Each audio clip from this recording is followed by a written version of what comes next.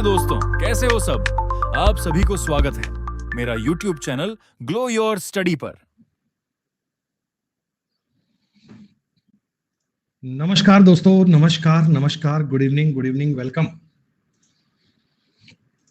नमस्कार करें बच्चों, गुड इवनिंग, वेलकम। सब लोग कैसे हैं आप?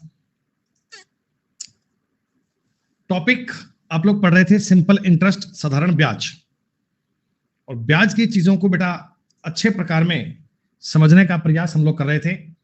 ये पीडीएफ कल मैंने आपको बेटा अपडेट सेक्शन में लगवा दी थी। क्या आप सबने इस पीडीएफ को डाउनलोड कर लिया बेटा? ठीक है जी। कितने सवाल बेटा आप लोगों ने करे, ईमानदारी से बताना। हमने क्लास में कहां तक के सवाल पढ़ लिए थे? 30 नंबर तक पढ़ लिए थे। चलो, मैं ये उम्मीद करता हूं जी कि शीट नंबर 2 में 30 नंबर तक के सवाल आप सबने कर लिए हैं। 31 कर लिए, चलो मान लो, कोई बात नहीं। तो यहां तक की जानकारी सबकी क्लियर है या इनमें कोई डाउट किसी का है बच्चे? सवाल नंबर 31 तक। और ये सारे सवाल बेटा आप जो क्लास में पढ़ते हैं ना, इनको बाद में सेल्फ खुद भी एक बार ट्राई मस्ट किया करो।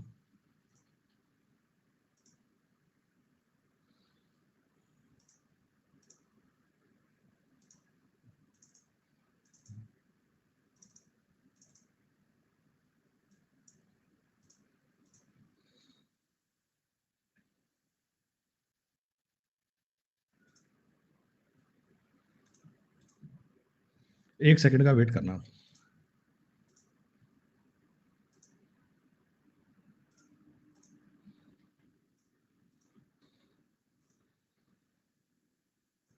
चलो, हाँ वो इक्वलिटी की पीडीएफ में डालना भूल गया था, अपलोड कर दी है पीडीएफ कम्युनिटी पर और दोनों पर दे दी बेटा। सवाल नंबर 31, ये कल बच्चों अपना आखिरी सवाल था जिसपे मैंने आपको बताया था कि आप कैलकुलेशन को ठीक प्रकार से समझ के इस सवाल को हल कर सकते हो। इसको सॉल्व करने में एकमात्र मेन कंसेप्ट था और वो था आपकी कैलकुलेशन, वो था आपकी गुणा भाग करने की कला।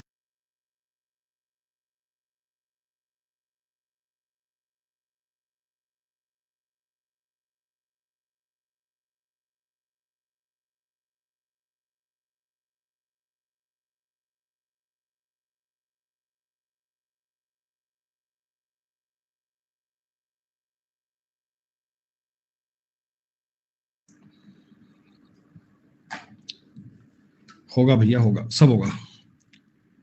देखो 31 नंबर सवाल की लैंग्वेज को पढ़ो बेटा। सॉरी, 32 नंबर सवाल की लैंग्वेज क्या है, भाषा क्या है बेटा? सबसे पहले आपको सवाल का जो पॉइंट है, मेजर, वो पढ़ने पर ध्यान देना चाहिए। 10,500 रुपए की राशि प्रति वर्ष साधारण ब्याज की दर से 3 से ही 4/5 सालों में बढ़कर 13,825 रुपए हो जाती है। ब्याज दर को पूर्व से दुगना कर दिया जाए तो उसी राशि पर 5 सालों का साधारण ब्याज क्या बनेगा? कैसे किया सवाल आपने? ये कैसे किया बेटा? कई बच्चे बी आंसर दे रहे हैं। देखो मेरी बात सुनो, सिंपल तरीका, अगर आप पहले टाइम वाइम ज्ञात करने बैठते हैं तो मतलब की बात नहीं है, कुछ ज्यादा इस पे एफर्ट्स नहीं करने होते। कल मैंने आपको समझाया था बच्चे, जो हमारा इंटरेस्ट है ना, वो 3 बातों पे डिपेंड करता है। पीआरटी, ब्याज 3 बातों पे डिपेंड करेगा। अच्छा, प्रिंसिपल तो आपका इस सवाल में कांस्टेंट चल रहा है क्या? उसी राशि पर, जो राशि पहले थी वही राशि अब है, तो प्रिंसिपल से मेरे को ज्यादा मतलब है नहीं, प्रिंसिपल तो मेरा कांस्टेंट है। तो इसका मतलब ब्याज जो आएगा, ब्याज सर, वो आर और टी के मल्टीप्लाई पे डिपेंड करेगा।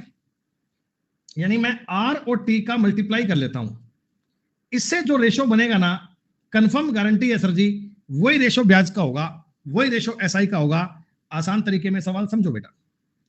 सर जी, पहले टाइम है 3 सही 4/5 साल, 5 दिया 15 और 4 19/5 साल, और बाद में आपको टाइम दिया गया 5 साल का। क्या टाइम का रेशो यही है? पहले टाइम है 19/5 साल, अब टाइम कितना है? 5 साल।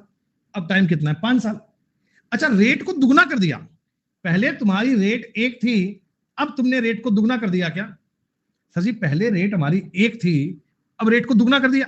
पहले 5 था तो 10 कर दिया, 10 था तो 20 कर दिया। तो दर का रेशो 1 और 2 मान लूं क्या? मुझे पता नहीं कितनी थी, मैंने 1 2 कर लिया। तो आप बताओ सर जी, इनका जो रेशो बनेगा वो 19:50 बनेगा क्या?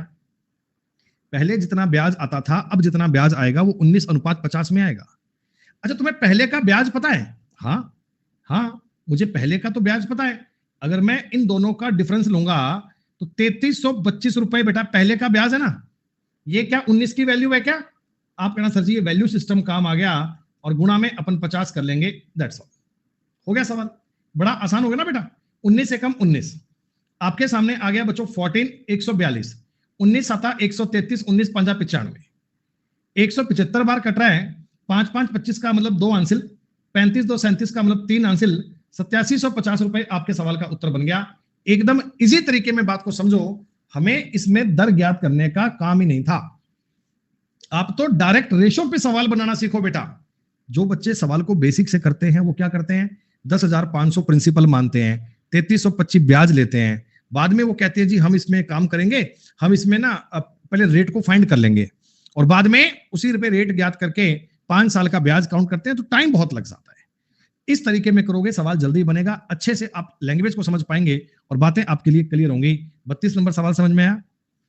बस इतना ध्यान रखना, सिंपल इंटरेस्ट पीआरटी पे डिपेंड करता है। अगर पी कांस्टेंट है, आर और टी पे काम करेंगे। फ्यूचर में जब आप इन सवालों को रिवाइज करेंगे बेटा, तो इसी तरीके में आपको रिवीजन करना है, इसी तरीके में आपको पढ़ना है।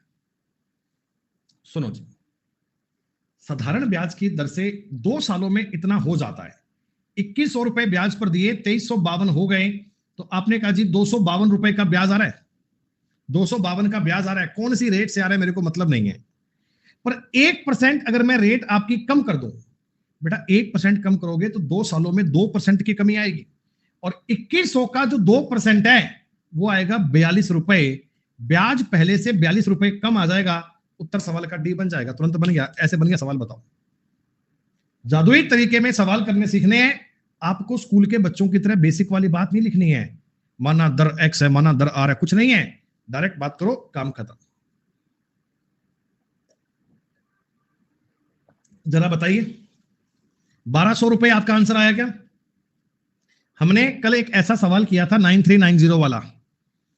10 सालों में साधारण ब्याज 600 रुपए मिला, 5 साल के बाद पूंजी को चेंज कर रहा है, तो आप कहना सर पहले 5 साल अगले 5 साल इनमें भी ब्याज 300 आया होगा और इनमें भी ब्याज 300 आया होगा, ऐसे ही आया होगा।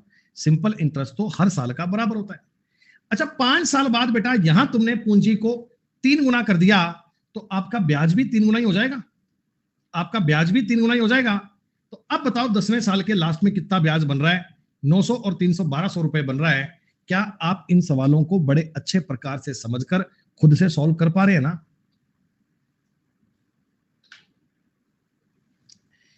ये मैंने आपको बताया था, जब क्वेश्चन एक्स वाई जेड वाली बात में आ जाता है तो आपको फॉर्मूले पर बेस काम कर लेना चाहिए बेटा। देखो आपको मैंने क्या बताया, 3 राशियां एक्स वाई जेड इस प्रकार है कि वाई एक्स का साधारण ब्याज है, y is the simple interest on x. Sir आपको मैं ये बात बड़े अच्छे प्रकार से बता चुका हूं, एसआई का फॉर्मूला होता है पी आर टी बटा 100। इस प्रकार की कहानी में आपको फॉर्मूला अप्लाई करना चाहिए। वाई क्या है? एक्स का साधारण ब्याज है। अगर मैं एक्स रुपए ब्याज पर दूं आर रेट पर टी टाइम के लिए, तो बटा में 100 आएगा क्या?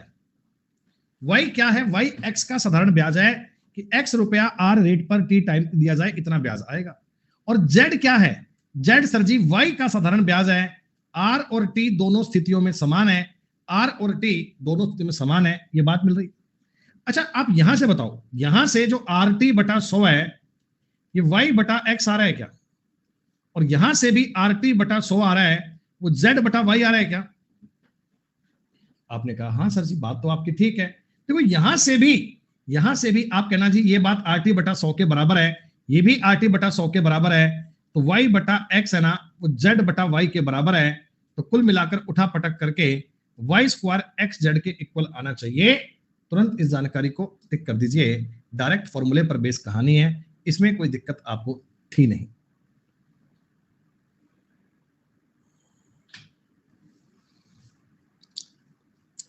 इस प्रकार का सवाल मैंने आपको कल बताया था 9390 वाला सवाल, आज बताया 1200 वाला। वैसे क्वेश्चन है, ढंग से एक एक बात को समझते हैं। 20 साल में साधारण ब्याज 3200 रुपए है बेटा, हर 5 साल बाद चेंज कर रहा है, तो तो पहले तो आप मुझे बताओ, ये जो 20 साल हैं, अगर मैं इनको 5-5 साल के स्लॉट में बांट लूं तो हमेशा इनमें 800-800 का ब्याज आया होगा क्या? हमेशा इनमें 800-800 का ब्याज आया होगा। अरे 20 साल में 3200, एक साल में आप कहेंगे 160, तो 5 साल में 800 का ब्याज आएगा क्या? बताओ एक बार।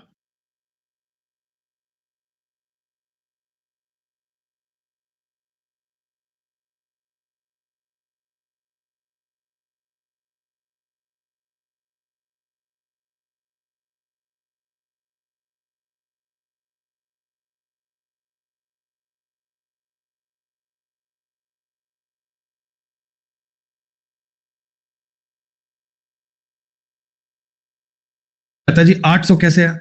अरे सुभाष, 20 साल में अगर 3200 का ब्याज आ रहा है, 20 साल में अगर 3200 का ब्याज आ रहा है, तो 5 साल में 800 नहीं आएगा क्या यार? हर साल का बराबर होता है, तो 5-5 साल में 800 का आया होगा। अब ये कहता कि प्रत्येक 5 साल बाद, यानी स्टार्टिंग वाला तो छेड़ना नहीं है, 5 साल बाद में पहले आपने मूलधन को 12% इंक्रीज कर दिया। बच्चों 12% इंक्रीज करोगे तो ब्याज भी 12% बढ़ जाएगा ना। जितना तुमने प्रिंसिपल में चेंज करा उतना तुम्हारा ब्याज में भी तो चेंज होगा। प्रिंसिपल तुमने 12% बढ़ाया तो ब्याज भी 12% बढ़ गया। अच्छा, फिर तुमने प्रिंसिपल को 15% बढ़ाया, बेटा 15 बढ़ाओगे तो 120 का ब्याज तुम्हें और मिलेगा। 20% बढ़ाओगे तो 160 का तुम्हें ब्याज और मिलेगा। प्रिंसिपल को बढ़ाते गए, ब्याज बढ़ता गया। अरे ऐसे समझो, एक्स्ट्रा ब्याज कितना आ गया सर? एक्स्ट्रा ब्याज 9 2 11 17 1 सर 376 रुपए का एक्स्ट्रा ब्याज और मिल जाएगा। 376 का और मिल जाएगा। तो आपने कहा सर जी 3200 तो पहले मिलता ही था, 376 का एडिशनल मिल रहा है, 3576 रुपए। इतना टोटल ब्याज मिलना चाहिए, इतना टोटल ब्याज मिलना चाहिए। अगर मैं 5 साल बाद अपने पैसे को चेंज कर रहा हूं तो स्टार्टिंग के 5 साल में तो चेंज नहीं किया, 5 साल बाद आपने 12% बढ़ाया, उसके 5 साल बाद में आपने 15% बढ़ाया, उसके 5 साल बाद में आपने 20% बढ़ाया। तो ये देखो प्रारंभिक मूलधन को बढ़ा रहा है। ये ऐसा नहीं कर रहा कि देन आगे इतना, आगे और इतना, नहीं, कोई सक्सेसिव की बात नहीं चल रही है। हर बार इनिशियल प्रिंसिपल कोई इंक्रीज कर रहा है, इनिशियल प्रिंसिपल कोई इंक्रीज कर रहा है। इसलिए डायरेक्ट आपने 800 से कर लिया। उत्तर बनेगा 3576 डी। इस सवाल का उत्तर बनेगा। क्या बात समझ में आई क्या? सुनो, मैं आपको सवाल ये कह रहा हूं जी, किसी बैंक की प्रति वर्ष साधारण ब्याज की दर 7.5 से 18 हो गई, समय अवधि 4.5 साल से 7 साल हो गई, तो प्रिंसिपल तो सेम है क्या? मतलब सवाल में प्रिंसिपल की कुछ चेंज की बात नहीं की गई, तो इसका मतलब प्रिंसिपल तो सेम है। अच्छा, मैंने आपको बताया था कि हमारा जो सिंपल इंटरेस्ट है वो पी आर टी पर डिपेंड करता है बच्चों। अगर पी कांस्टेंट है तो आर और टी का मल्टीप्लाई कर लो, के क्या? जब ऐसी बात आए तो रेशो पे किया करो सवाल। पहले आपने कहा सर जी दर थी 10.5 की, इसको मैं एक काम करता हूं 21/2 लिख दूं, और अब तुम्हारी रेट हो जा रही है 18। पहले दर इतनी थी, अब दर हो गई इतनी। सर पहले आपका टाइम था 9/2 साल, अब तुम्हारा टाइम हो गया 7 साल। क्या ये बात समझ रहे हैं? क्या ये बात समझ रहे हैं? पहले तुम्हारी दर थी 21/2, अब दर कितनी हो गई? 18। पहले टाइम कितना था? 4.5, अब कितना हो गया? 7। अच्छा, ये जो आर और टी के मल्टीप्लाई से रेशो बनेगा, क्या वही रेशो आपके ब्याज का बनेगा क्या? आर और टी के मल्टीप्लाई से जो रेशो बनेगा वही रेशो सेम तो आपके ब्याज का बनेगा, वही तो एसआई का रेशो बनेगा, बिकॉज एसआई इन दो बातों पे डिपेंड करता है। हाँ सर, गुणा से करते क्यों हो? पहले काट क्यों लेते निशा? 9 दूनी 18 और 7 तिया 21। सर जी 3:8 बनना चाहिए। आपने कहा जी साधारण ब्याज में 1250 की वृद्धि हो गई। अरे 1250 क्या 5 की वैल्यू है क्या? तो आपने कहा अंतिम इंक्रीज्ड, यानी मतलब बढ़ा हुआ बताओ, तो इंक्रीज का मतलब आप गुणा करेंगे 8 से, और आपके सवाल का उत्तर 2000 रुपए बनना चाहिए। सिर्फ उत्तर टिक करना मकसद नहीं है बेटा, आपको ये तरीका समझना है, फॉर्मूले के पीछे नहीं भागना है बार बार कि वो प्रिंसिपल को एक्स मान लेता हूं, एक्स मान के कर लेता हूं। इतने काम नहीं करने होते। क्या कहानी को समझ पा रहे हो? क्या बात को ट्राई कर पा रहे हो बेटा? अगर ऐसे सवालों को आप बेसिक से करने लगोगे तो दिमाग खराब हो जाएगा बेटा। आपको लगेगा पेपर में इतने बड़े बड़े क्वेश्चन आए थे, सॉल्व करने में टाइम बहुत लग गया। आसान लेवल की बातें हैं, इनको समझ लिया करो, इनको समझ लिया करो। अरे सुभाष भैया, दिमाग से पैदल चल रहे हो क्या? मैं ये बात गारंटी से कह सकता हूं कि आपने पहले वाली क्लास नहीं पढ़ी, आज ही आए हो पढ़ने। इनको दिक्कत हो रही है यार, क्या मतलब कंपटीशन एग्जाम की तैयारी कर रहे हैं? है शर्म नहीं आ रही हर सवाल पे? अरे मैंने 10.5 को अगर 21/2 लिख दिया तो इन भाई साहब को समस्या हो गई। करे ये आपने मतलब पटा में 2 कैसे कर दिया, मतलब समझ नहीं आ रहा मेरे को। ओहो हो सर, मैथ बहुत टफ है सर जी, बड़ा मुश्किल पढ़ा रहे हो, समझ नहीं आ रहा सर जी। आप तो 10.5 को अपनी मर्जी से 21/2 कर दे रहे हो। ओहो हो भाई साहब, एचआरडी मैं यहां बताने के लिए हूं, मेरा काम है समझाने के लिए मैं हूं, लोगों को ज्ञान मत दिया कर। शांति से क्लास में पढ़ने आया बेटा, पढ़ लिया कर, सबको आपके एडवाइस की आवश्यकता नहीं है। उसने डाउट मेरे से पूछा है, बताने के लिए मैं हूं यहां पे। Don't be try to over smart ना, मैं सब बता रहा हूं चीजें, उनको समझ लो खाली। आप अगर इसको ऐसे नहीं काटते, आप इसको ऐसे पॉइंट में कर लो, फिर 5 का भाग कर लेना 21 और 5 का भाग कर लेना 2, तब भी 21/2 ही बनेगा, कोई और नहीं बनेगी बात। अच्छा, मैंने आपको एक कहानी बताई थी बेटा, मैंने आपको एक बात बताई थी कि कई बार आदमी ना ऐसा काम करता है कि जो ब्याज आता है उसको प्रिंसिपल में ही ऐड कर लेता है। याद है आपने कल एक सवाल किया था, वो प्रिंसिपल में 10 साल बाद ऐड कर रहा था, कल की बात याद है तुम्हें? वो 10 साल बाद अपने ब्याज को मूलधन में ऐड कर रहा था, जिसका उत्तर आया था 16 से ही 2/3 साल। याद है बात तुम्हें ना? ऐसी बात देखो, रमेश ने 15,600 रुपए साधारण ब्याज की 10% की दर से सावधि जमा में जमा करवाए। ब्याज से आई आय को दूसरे साल, 2 साल के अंत में, है ना, दूसरे साल के अंत में मूलधन में मिला देता है। After every second year, language पे ध्यान देना है बेटा, दूसरे साल के बाद। तो बेटा 2 साल तक तो बताओ मुझे, 2 साल तक तो इसको ब्याज मिलेगा ना बेटा, 2 साल तक तो इसका प्रिंसिपल यही रहेगा। और ये 2 जीरो अगर मैं काटूंगा तो 3120 रुपए का ब्याज मिल जाएगा क्या? बताओ, 3120 रुपए का ब्याज मिल जाएगा क्या? अब इसने क्या करा, ये पैसा अपने प्रिंसिपल में ही ऐड कर दिया, यानी कि अब इनका प्रिंसिपल बन जाएगा 18,720। ये बैंक से ब्याज लेकर आया और इसको अपने मूलधन में ही डाल दिया, कह रहा भाई ये मेरा मूलधन हो गया।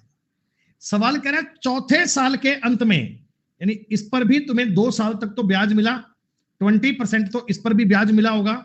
जब 20% तुम्हें ब्याज मिला होगा तो टोटल सुनो मेरी, 2 दूनी 4, 7 दूनी 14 का मतलब 1 हासिल, 3744 रुपए इसको यहां से ब्याज के मिल जाएंगे क्या?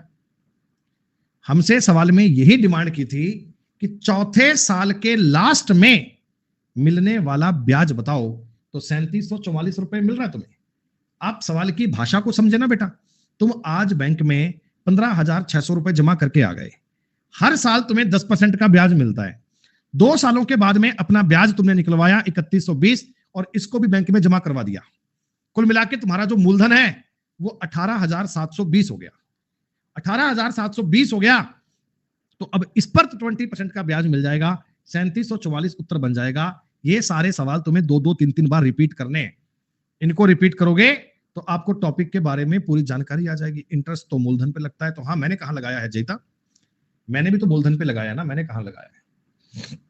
सुनो, कोई धनराशि पता नहीं कितनी है मुझे, 8% की दर से 35 सालों में स्वयं का, सेल्फ का, खुद का 79/16 गुना हो जाती है। बेटा इसका मतलब प्रिंसिपल अगर 16 है तो ये 79 अमाउंट है क्या? प्रिंसिपल अगर 16 है तो 79 हो जाता है, ये अमाउंट है। अच्छा, इसका मतलब इंटरेस्ट आया है 63 रुपए, इसका मतलब इंटरेस्ट आया है 63 रुपए। ये क्या 35 ईयर में आया है? ये 35 साल में आया है, तो 1 साल में तो इतना आया होगा, 1 साल में तो इतना आया होगा।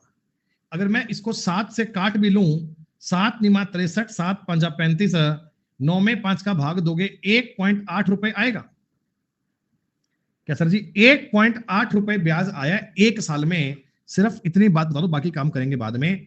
1 साल का ब्याज काउंट करना आ गया। और रेट कैसे ज्ञात करते हैं बेटा? इसमें एसआई का मान नहीं पूछा, आर का मान पूछा है, आर का। आर रेट कैसे ज्ञात करते हैं? आप कहना जी 1 साल का ब्याज बटा में प्रिंसिपल और गुणा में 100 और परसेंट। कुछ ऐसा ही काम किया करते हैं क्या? 1 साल का ब्याज बटा में प्रिंसिपल, ये बात आपको चेक करनी है।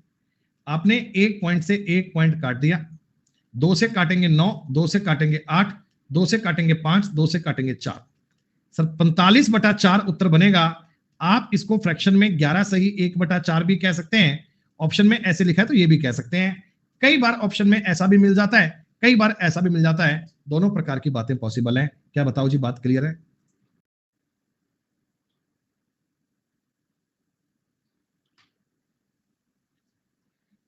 फिर से समझो एक बात और।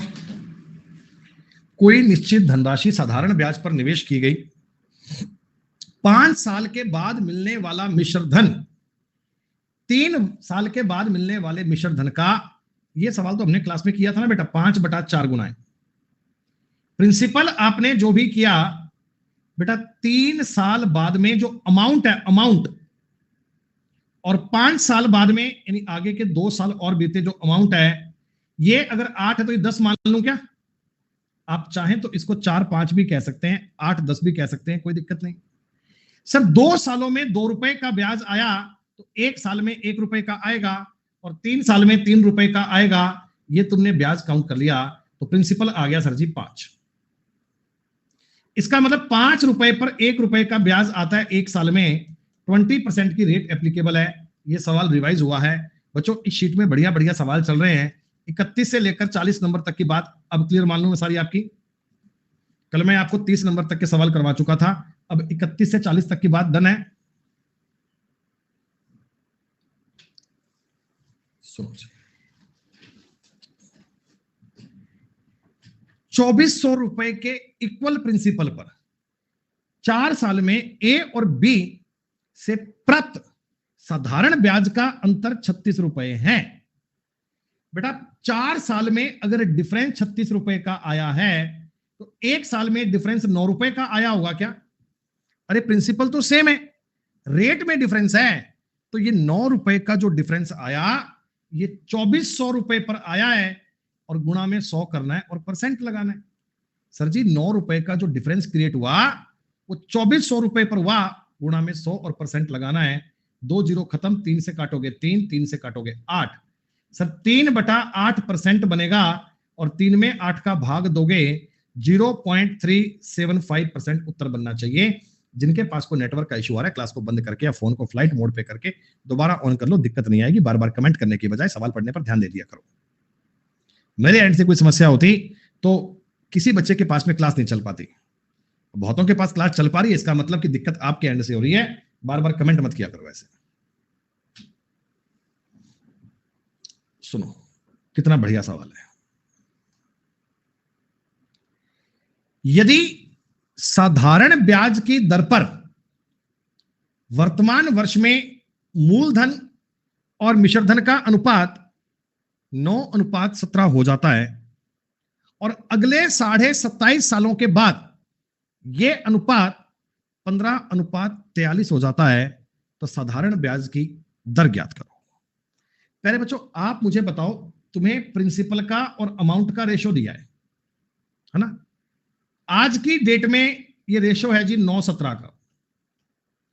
आफ्टर 27.5 ईयर्स, इतने साल बीते तो ये 15:43 बन गया। लेकिन दोनों केस में प्रिंसिपल तो बराबर करना चाहिए। अरे जब मैं प्रिंसिपल की बात कर रहा हूं तो प्रिंसिपल तो सेम होना चाहिए दोनों साल में। उसी पैसे की तो बात हो रही है, जो पैसा आपने ब्याज पर दिया था उसी की तो बात हो रही है। तो आपने कहा सर इक्वल करने के लिए 15 और 9 का एलसीएम बनेगा 45। क्या मैं इस जानकारी को 5 से और इसको 3 से गुणा कर दूं क्या? आपने कहा सर देखो ऐसा करने पे प्रिंसिपल और अमाउंट का रेशो आज का बन रहा है 45 और 85। 27.5 साल बाद ये बन रहा है 45 और 129। कोई दिक्कत, कोई समस्या किसी बच्चे को?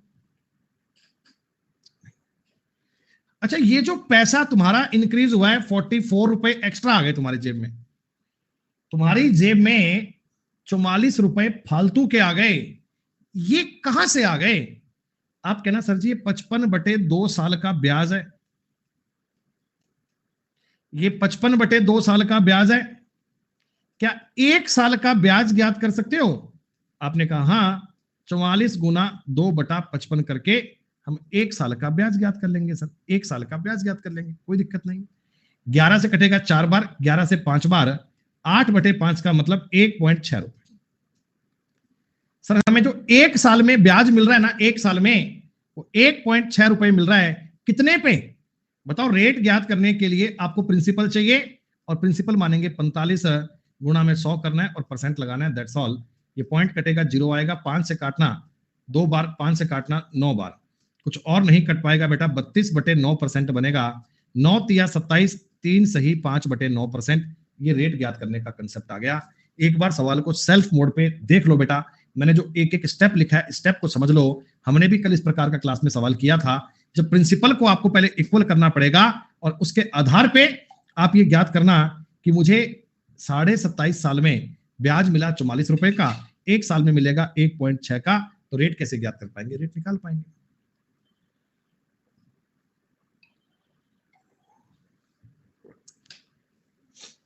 अब सुनो जी, अब सुनो भैया, अब सुनो। अब आपके सामने सवाल जो बनेंगे ना, नहीं कुछ अलग अलग बातें हैं, अलग अलग बातें हैं, अभी वो कैटेगरी नहीं आई है। इसमें क्या है बच्चों, इसमें क्या है भाई? इसमें आपको कह रहा है जी 5,000 रुपए की राशि को 2 भागों में इस प्रकार डिवाइड किया गया कि 4 सही 1/5 वर्षों में 6 सही 2/3% प्रति वर्ष की दर से पहले भाग पर साधारण ब्याज, दूसरे भाग पर 4% प्रति वर्ष ब्याज दर के 2 सही 3/4 साल के ब्याज का दुगना है। दोनों भागों में अंतर क्या होगा? अंतर क्या होगा? देखो कहानी क्या है ना बच्चों, आपको प्रिंसिपल जो है, प्रिंसिपल 5,000 रुपए, इसके आपने 2 हिस्से कर दिए, इसके 2 हिस्से कर दिए, तो पहले ब्याज, पहले भाग पर जो ब्याज आया वो दूसरे भाग पर ब्याज का दुगना है, दूसरे भाग के ब्याज के लिए दुगना है, तो हमें इन दोनों भागों का अंतर चाहिए। हम इस सवाल को रेशो से बनाएंगे। कैसे बनाएंगे? एक बंदा कहता जी एक तो x एज्यूम कर लो, एक 5,000 माइनस x एज्यूम कर लो। विकास टफ पड़ेगा, बताऊं करके? सुनो, पहला हिस्सा मैंने x मान लिया, x को तुमने टाइम दिया 4 5 20, 21/5 साल का, और रेट है 18 2 20/3 यानी कि 1/15 कह सकते हो, पर मैं तो तुम्हें बच्चों वाले तरीके से बताऊंगा। तो 20/3 आपकी रेट है और बटा में 100 भी है। क्या इतना ब्याज आएगा? क्या इतना ब्याज आएगा? और दूसरा हिस्सा जो है, दूसरा हिस्सा जो है 5,000 माइनस x लिखेगा भाई, इसको 4% की दर से 4 दूनी 8 3 11/4 साल के लिए गुणा में ये 100 आना ही आना है, ऐसा काम करते हैं। आपने कहा जी 100 से 100 कैंसिल हो जाएगा, 4 से 4 कैंसिल हो जाएगा, 5 से 4 बार कट जाएगा, 3 से 7 बार कट जाएगा, यहां पे बनेगा 28x बराबर 5,000 गुणा 11 माइनस 11x। फिर वो उठापटक मचाओगे, करोगे भैया मेरे बस की बात नहीं है, इतना कुछ करना पड़ता है, नहीं करते, नहीं करते। आप तो सीधी सीधी बात करो ना। अभी दुगना भी करना था, दुगना भी करना था। सुनो मेरी बात, तुमने जो अपने पैसे के 2 हिस्से करे हैं, एक x और एक y मान लूं, मेरे को नहीं पता पैसे कितने कितने हैं, 5,000 के जो पार्ट करें वो कैसे करें मैं जानता नहीं हूं बेटा, तो मैंने इसके 2 हिस्से x और y कर लिए, कुछ पैसा x मान लिया, बाकी का y मान लिया, और इतना मैं जानता हूं कि x और y का जोड़ कितना है 5,000, x और y का सम कितना है 5,000, ये मैं जानता हूं। अच्छा, x रुपए पर तुमने अगर बच्चों 4 5 20 और 21/5 साल के लिए, 21/5 साल के लिए इस रेट पर अगर ब्याज लगाया, तो इस रेट का मतलब इसका 1/15 ही होता है, मतलब क्या इतना ब्याज आएगा क्या? अरे इस रेट का मतलब 1/15 होता है, वो जो फर्स्ट हिस्से का इतना ब्याज आएगा क्या? बताओ, पहले हिस्से का इतना ब्याज आएगा क्या? ये ब्याज दूसरे हिस्से पर 4% का मतलब होता है 1/25, टाइम है 11/4 साल के लिए, जितना ब्याज बन रहा था का दुगना है। ये देखो बेटा, लैंग्वेज को समझो।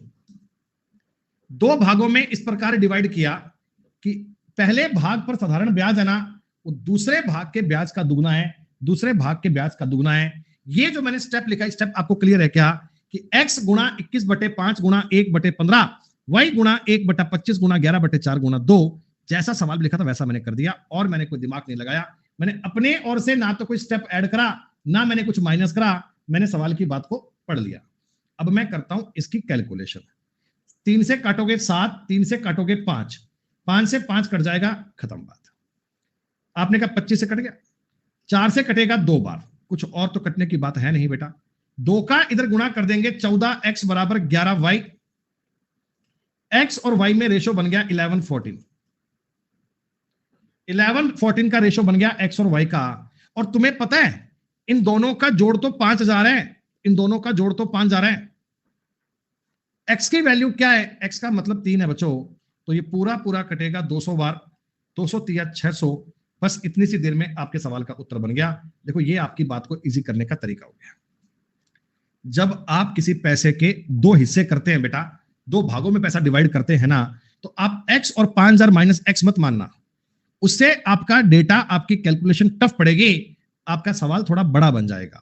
बेहतर है कि आप दो पार्ट में करना है, तो एक को x और एक को y मानना, जिससे प्रिंसिपल का रेशो बन जाएगा। और अब चाहे तुमसे इनका डिफरेंस पूछे, चाहे तुम्हें x का मान पूछे, चाहे तुमसे y का मान पूछे, हर एक बात कैलकुलेट करनी आपके लिए इजी है, क्योंकि रेशो टॉपिक तुमने बहुत बढ़िया प्रकार से पढ़ा है, परसेंटेज पे आपने बढ़िया से मेहनत करी है, तो अब ये चीजें बड़ी आसान लग रही होंगी बेटा। गणित में आपका कॉन्फिडेंस बन गया तो सरकारी नौकरी पाने का आधा काम पूरा हो गया, ये मान के चलना बेटा। देखो ये सवाल बहुत इजी है, ध्यान से समझना, लैंग्वेज का खेल है पूरा। Arithmetic is a game of language. एक व्यक्ति प्रत्येक साल के आरंभ में एक निश्चित धनराशि निवेशित करता है। साधारण ब्याज की दर 13% की चल रही है मार्केट में। 3 साल के बाद में इतना पैसा इसे मिल जाता है, उसके द्वारा प्रति वर्ष जमा की जाने वाली राशि क्या है। देखो पहले बात समझो, सवाल चल रहा है 3 साल का। मैं आपको समझाने के लिए बेटा क्या करता हूं ना, सिर्फ ये पेपर में नहीं करना है, मैं बता रहा हूं मैं, ताकि तुमको पता लग जाए कहना क्या चाह रहा हूं। देखो मैं 3 साल ये वाले मान लेता हूं। बच्चों आप लोग क्या करते हो ना, प्रत्येक साल के प्रारंभ में, यानी कि 1 जनवरी को जाके बैंक में 100 रुपए यहां जमा करते हो, 100 रुपए यहां जमा करते हो, और 100 रुपए यहां जमा करते हो। एक निश्चित राशि आप बैंक में जाके स्टार्टिंग में डिपॉजिट करवा देते हो, ठीक है। अब हिसाब किताब कब करते हो, 3 साल के अंत में, 3 साल के अंत में। बच्चों ये 2018 में जो आपने पैसे जमा करवाए थे, इन पर आपको 3 साल तक ब्याज मिलेगा क्या? भाई आपने 18 में जो पैसे जमा करवाए थे, ये निकलवाओगे 3 साल बाद में, तो इन पर ब्याज तुम्हें 3 साल का देना पड़ेगा।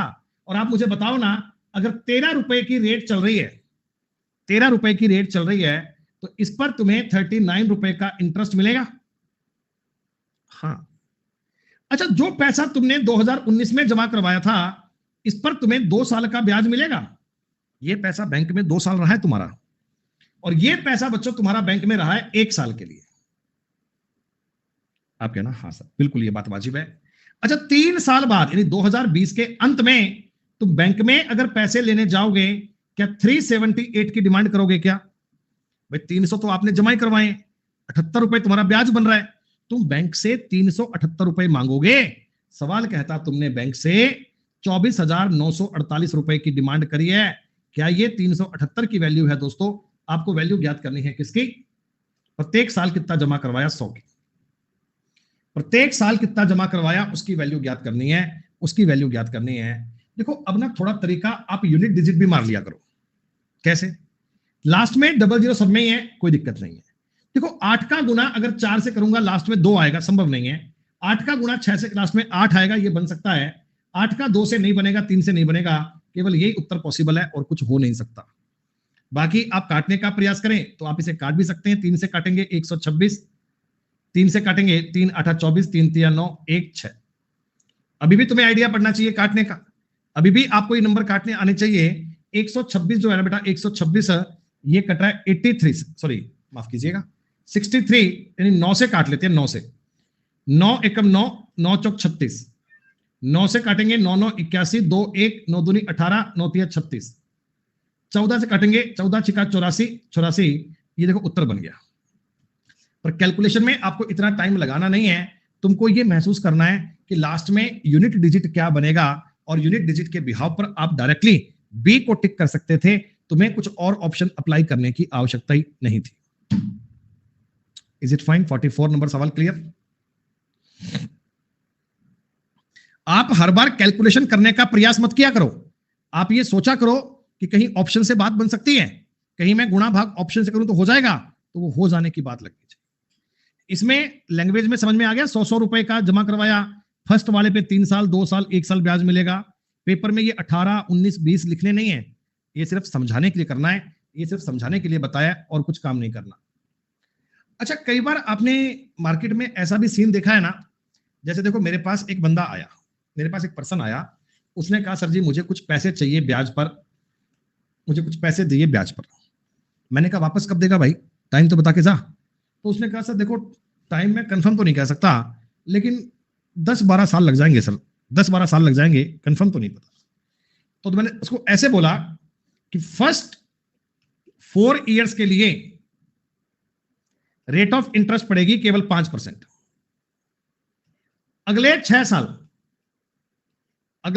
साल के लिए बेटा रेट लगेगी 7%, और 10 साल के बाद जितना भी टाइम रखेगा उस पर 10% का ब्याज लूंगा। समझ रहे हो? स्टार्टिंग के 4 साल में बेटा दे जाएगा, इतनी रेट है। 4 के अगले 6 साल जो है, स्टार्टिंग से नहीं, अगले 6 साल जो है उन पर इतनी रेट लगाऊंगा, और 10 साल के बाद मैं इतनी रेट लगाऊंगा।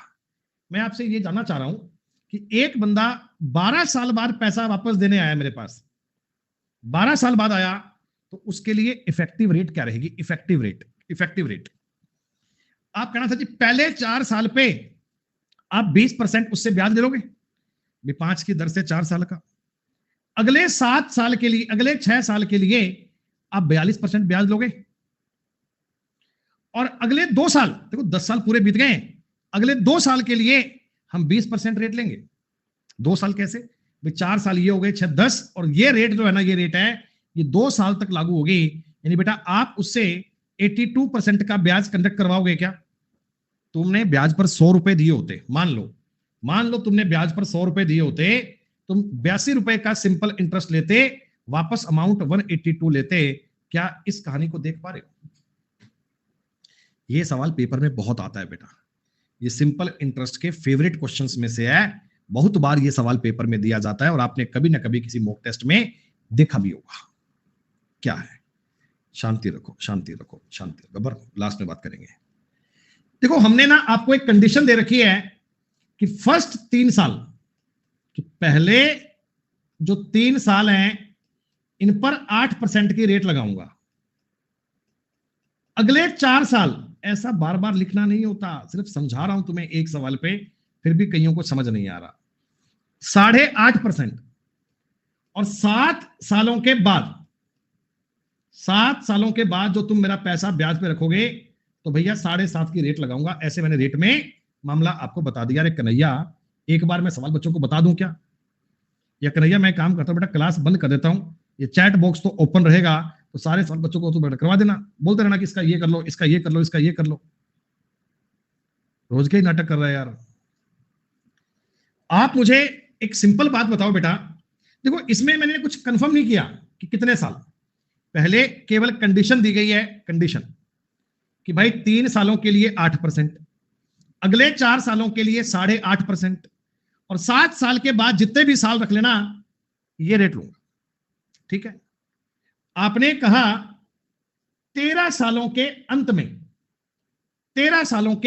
में, तो यानी कि इस बंदे ने आपका पैसा 13 साल तक यूज किया, 13 साल तक यूज किया, तो 13 साल का इंटरेस्ट काउंट करना पड़ेगा, 13 इयर्स का। 13 साल सवाल में गिवन है, मैंने अपने मन से नहीं माना। बेटा बताओ, पहले 3 सालों में 24% की इफेक्टिव रेट लग जाएगी, अगले 4 सालों में 34% की रेट लग जाएगी, बताओ 7 साल हो गए, 3 साल ये रे, 4 साल ये रे, 7, अभी 6 साल बाकी हैं, अभी 6 साल बाकी हैं, और 6 सालों पर आप 7.5 की रेट लगाओगे क्या? अरे आप आने वाले 6 सालों पर 7.5 की रेट लगाओगे तो कुल मिलाकर आप कहना सर जी हमें 103% का ब्याज मिला है। This is interest, this is interest, ये 103% का ब्याज मिला है। सवाल कहता 9270 का ब्याज मिला है।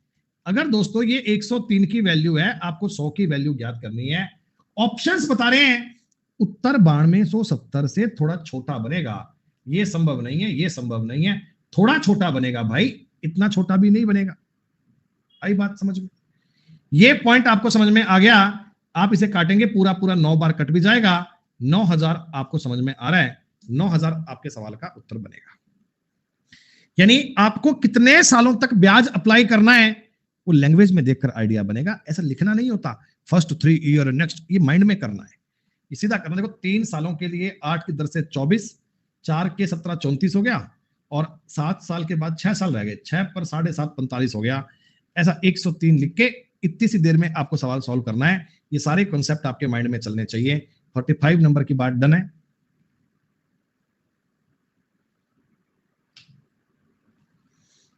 देखो मैं तुम्हें सीधा सीधा कंसेप्ट सिखा रहा हूं, गौर से पढ़ना। पहले 4 साल में 6.5 की रेट चल रही है, तो 26% का ब्याज आ जाएगा 4 साल में। 4 साल गिन लिए मैंने। अगले 7 साल तक 9% है बेटा। 7 साल तक अगर 9% है तो 63% का ब्याज और आ जाएगा क्या? और सवाल में देखो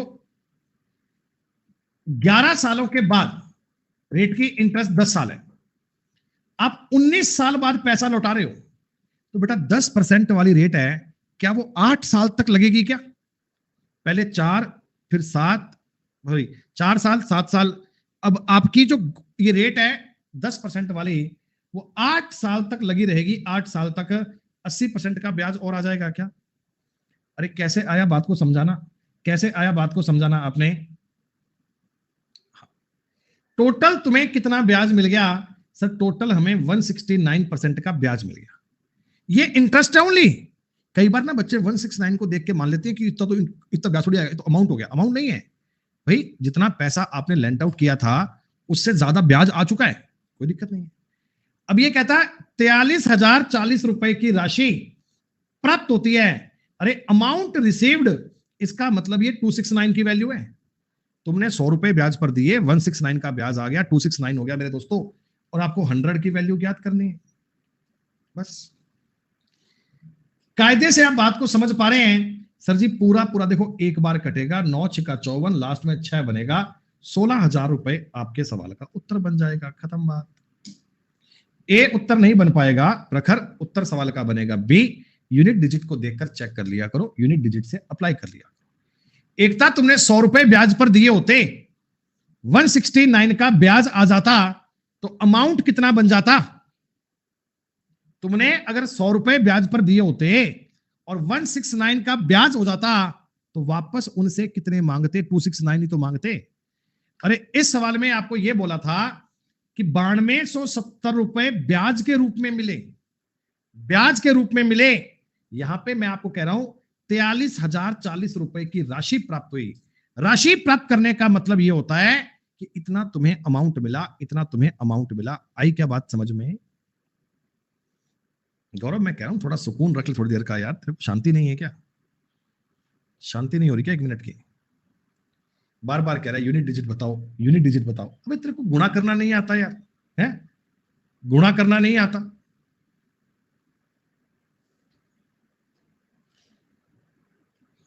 एक बात मुझे बताओ, अगर मैं 43040 269 से डिवाइड करना चाहता हूं तो गुणा में ये एक जीरो यहां ले जाओ, 1000 तो है ही, 1000 तो है ही। तो आप एक बात बताओ ना, 9 का गुणा मैं किससे करूं कि लास्ट में 4 हो जाए? 9 का गुणा किससे करूं कि लास्ट में 4 हो जाए? आप कहना जी 6 से करो, और आगे से भाग एक बार जाएगा जाएगा, तो 16 ही बार कटना चाहिए, और तो कुछ कटने का चांस ही नहीं है। बस हो गया सवाल, और क्या हो गया। उसमें भी ऐसा ही था, इसके पहले वाले क्वेश्चन में भी ऐसा ही था, और कोई काम नहीं होता है। सुनो, 50 नंबर तक सवाल करते हैं, उसके बाद ब्रेक लेंगे। अच्छा, मेंटली फटाफट से बातों को समझते हैं। 2 साल के लिए रेट लग रही है 4%, ये आ गया जी 8% का ब्याज। अगले 4 साल के लिए 6% लग रही है बेटा, ब्याज आ जाएगा 24%। यहां पर आपके सामने 2 साल का टाइम ले चुका, यहां पर मैं आपके सामने 4 साल का टाइम ले चुका, 6 साल का टाइम तो ले लिया, अब केवल बचे हैं 3 साल। कैसे? हमें सवाल कह रहा है 9 साल में, तो 3 साल के में 8% की रेट लगाओगे तो 24% का ब्याज तुम्हें और मिलेगा। 24, 24, 48 और 8, 56% का ब्याज मिलेगा। सवाल कहता ब्याज 1120 रुपए है, ये अगर 56 की वैल्यू है तो आप प्रिंसिपल की वैल्यू बता दो, तो 2 से कटेगा बेटा 2000 रुपए, उत्तर बन जाएगा। क्या ये सवाल अब आप कर पा रहे हैं? इस कैटेगरी के सवाल हो जाएंगे आपसे जब तुम्हें ये कह दे कि इतने सालों के लिए इतना, इतने सालों के लिए इतना, तो ऐसे स्टेप बाय स्टेप चीजें तोड़ पाओगे, सवाल कर पाओगे। जब मैं तुम्हें सवाल समझाता हूं ना, तो बीच में आंसर मत दिया करो।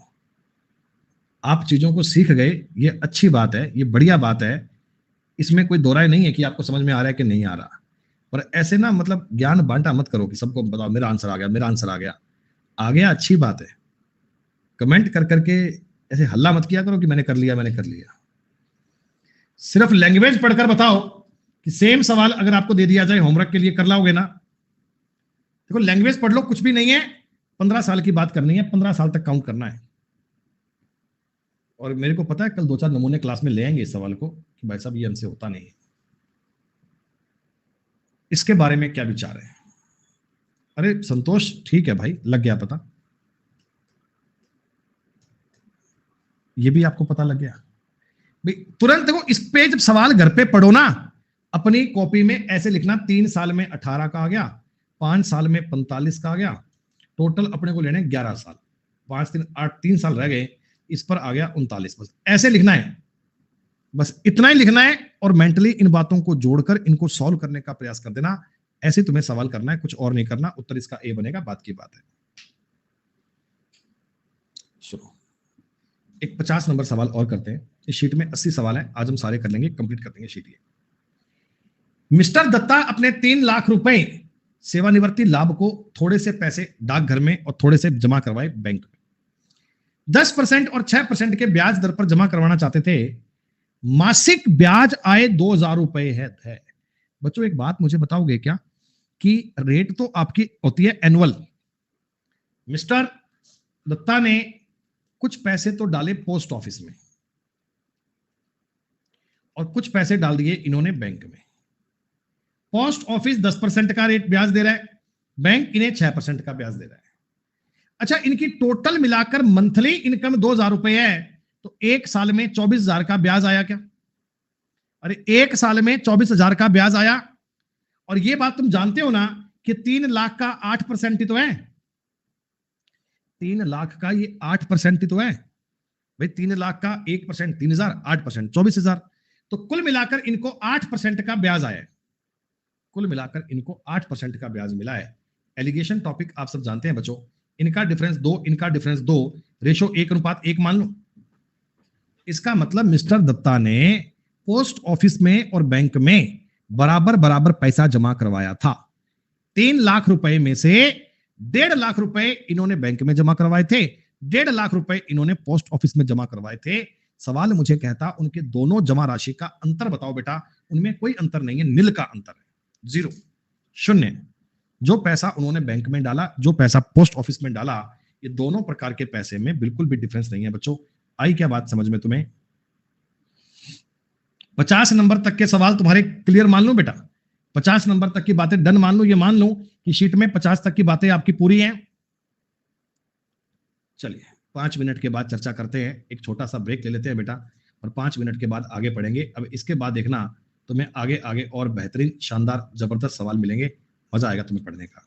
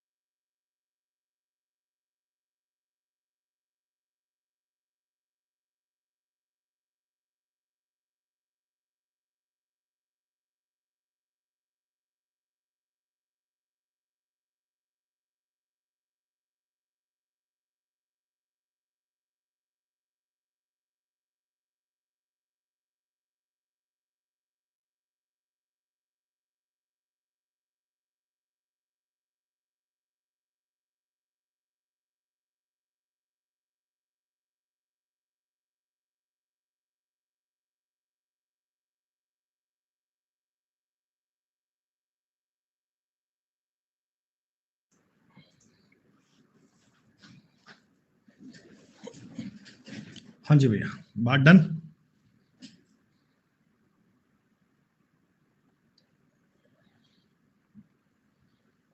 वेलकम बैक, आइए।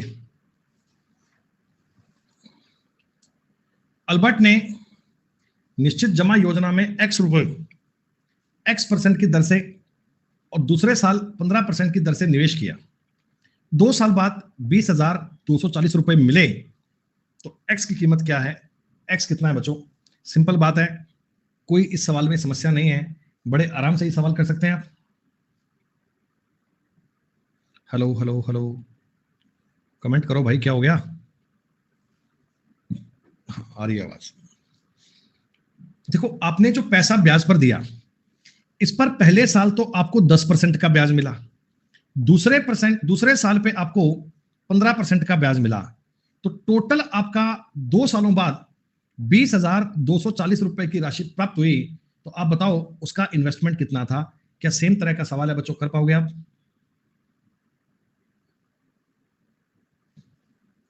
करके बताऊं सर जी? देखो, पहले साल बच्चों आपने जितने भी रुपए इन्वेस्ट करें, प्रिंसिपल कुछ भी मान लो, देखो ये मुझे करना पड़ेगा 1/10, यहां करना पड़ेगा 3/20 करना पड़ेगा। तो आप ये बात जानते हैं कि मैं अपना प्रिंसिपल कुछ भी मान लेता हूं, कुछ भी मान लो, XYZ मान लो, मैंने 1,000 रुपए मान लिया, मुझे कोई दिक्कत नहीं है, 100 मान लो, 1,000 मान लो, जहां तुम्हारा जी राजी हो वो मान लो, उसमें कोई समस्या नहीं है। सर जी ये 25% नहीं है, क्योंकि बेटा रेट चेंज हो रही है ना। देखो ये एक फिक्स डिपॉजिट स्कीम है, फिक्स डिपॉजिट स्कीम है। अब इसमें पहले साल मैं 10% का ब्याज दूंगा, अगले साल आपको 20% का ब्याज मिले, सॉरी 15% का ब्याज मिलेगा। तो ये नहीं कर सकते आप, ये नहीं कर सकते हैं कि आपने जस्ट इसको 25 मान लिया, क्योंकि पहले जितना ब्याज आ जाएगा, पहले जो ब्याज आएगा उसी पे आप मिलाकर 15% का ब्याज दोगे। सर अगर मेरे को इस पर 10% का ब्याज मिलेगा तो मेरा पैसा हो जाएगा 1,100 रुपए। अब 1,100 रुपए फिक्स डिपॉजिट है, ये FD है, फिक्स डिपॉजिट है। अब तुम्हें 15% का इस पर ब्याज मिलेगा। बेटा 1,100 का 15% कितना होगा? 15 याद करोगे तो ये आ जाएगा सर जी, 1,100 तो आएगा ही आएगा, मतलब 110 और 55 165 रुपए। आप बैंक से डिमांड करोगे 1,265 रुपए की, आप बैंक से डिमांड करोगे 1,265 रुपए की, कि एक साल के बाद 1,100 हो गए, फिर 15% का आया तो 12% हो गए। तो अब ये बता दो 20,240 रुपए है, अगर ये 1,265 की वैल्यू है तो 100,000 की वैल्यू कितनी आएगी, ये कैलकुलेट करना है। अब ये कैलकुलेशन करने में चिंता नहीं होनी चाहिए, गुणा भाग करने में आपको किसी प्रकार की आपत्ति चिंता नहीं होनी चाहिए। आप नंबर को काटने का प्रयास करें, 5 से काट लें, 5 चौका 20, 0, 5 चौका 20, 8, 5 से काटेंगे, 5 दूनी 10, 2 6, 253 कट गया। 253 से सर मैं पूरा पूरा भाग नहीं कर पा रहा, आईडीए से काट लिया करो। देखो पहला टर्म तो आपको पता है एक बार कटेगा, पहला टर्म तो पता है एक बार कटेगा, क्योंकि इतना एक बार ही भाग जाएगा। 3 से 8 बनाना है तो लास्ट में 6 होना चाहिए, 3 से अगर 8 बनाना है तो लास्ट में 6 होना चाहिए। इसे बोलते हैं यूनिट डिजिट, इसे बोलते हैं यूनिट डिजिट। और 16 का 1000 में गुणा करोगे, 16,000 रुपए आपका हो जाएगा प्रिंसिपल। इतना पैसा आपने बैंक में निवेश किया होगा, इतना पैसा आपने बैंक में निवेश किया होगा। ये लगभग कंपाउंड जैसा हो गया, लगभग कंपाउंड जैसा हो गया। देखो ये इस सवाल में कहीं मेंशन नहीं था, पर आपको ये बात डेटा समझ में आ रही है कि पहले साल के लिए इतने % का और दूसरे साल इतने % का एफडी की स्कीम है, एफडी की स्कीम। तो एफडी की स्कीम में आपको ये दिया कि ब्याज पर ब्याज दिया जा रहा है, एक साल में 1,100 हो गए, 2 साल में हो गए 1,265, ये इसके वैल्यू बराबर है। तो आपके क्वेश्चन में आ गया 16,000 रुपए। 3 से 8 तो 8 नहीं होगा, 3 से 8 का हाँ सक्सेसिव हो गया भाई, 1,100 पे 15% लगाया तभी तो 165 आया। अरे पहले साल के लिए इतना और सेकंड ईयर के लिए इतना, 2 साल की नीचे जमा योजना है बेटा यार, सक्सेसिव का इंटरेस्ट है। और बेसिक से करोगे तो उत्तर नहीं आएगा, आप ट्राई कर लेना, बेसिक से करोगे तो आंसर नहीं बनेगा।